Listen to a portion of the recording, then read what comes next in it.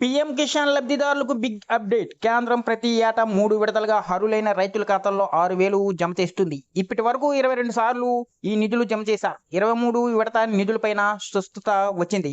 ఇదే సమయంలో అర్హులైన రైతులకు అధికారులు కీలక సూచన చేస్తున్నారు. ఇప్పటికీ ఈ కేవైసీ పూర్తి చేయని రైతులకు ఈసారి నిధులు జమ కావని తేల్చేశారు.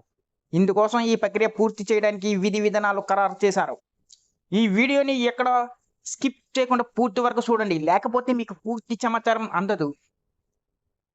పీఎం కిసాన్ పథకం కింద ప్రభుత్వం 22వ విడతల్లో రైతుల ఖాతాల్లో నిధులు జమ చేసింది. గత నెల 13నే గౌహతిలోని ప్రధాని మోదీ 22వ విడత విడుదల చేశారు. దీంతో ఇప్పుడు రైతులంతా 23 విడత కోసం ఆసక్తిగా ఎదురు చూస్తున్నారు. సాధారణంగా ఈ పథకం కింద ప్రతి 4 నెలలకు ఒకసారి రైతుల ఖాతాలో విడుదల అవుతాయి.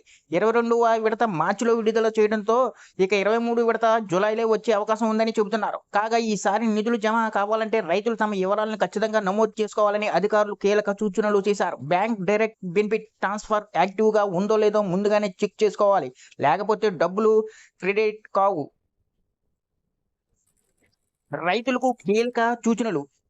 ఈ పథకం ద్వారా లబ్ధి పొందాలంటే ఈ కేవైసీ కూడా తప్పనిసరి. ఇది ఆన్లైన్లో పూర్తి చేసుకోవచ్చు. పీఎం కిసాన్ గవర్నమెంట్ ఇన్లో ఈ కేవైసీ యాక్టివ్ చేయవచ్చు, లేదా కామన్ సర్వీస్ సెంటర్కి వెళ్తే కూడా వాళ్ళు ఈ సర్వీస్ అందజేస్తారు.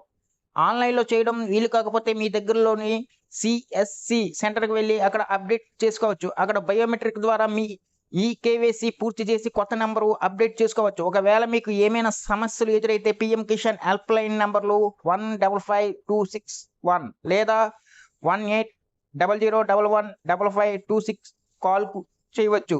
మొబైల్ నెంబర్ కూడా యాక్టివ్గా ఉందో లేదో చెక్ చేసుకోవడం ద్వారా పీఎం కిసాన్ నిధులు అప్డేట్స్ ఎప్పటికప్పుడు మొబైల్ మెసేజ్ ద్వారా తెలుసుకోవచ్చు. ప్రధానమంత్రి కిసాన్ సమ్మాన్ నిధి యోజన ఆన్లైన్లో స్టేటస్ చెక్ చేసుకునే సదుపాయం కూడా ఉంది. కేంద్రం సూచించిన విధంగా ప్రక్రియ పూర్తి చేసుకున్న వారికి మాత్రమే డైరెక్ట్ బెనిఫిట్ ట్రాన్స్ఫర్ ద్వారా నిధులు మంజూరు అవుతాయి. ఈ వీడియో కానీ మీకు నచ్చినట్లయితే ఒక లైక్, సబ్స్క్రైబ్ చేయడం మాత్రం మర్చిపోకండి.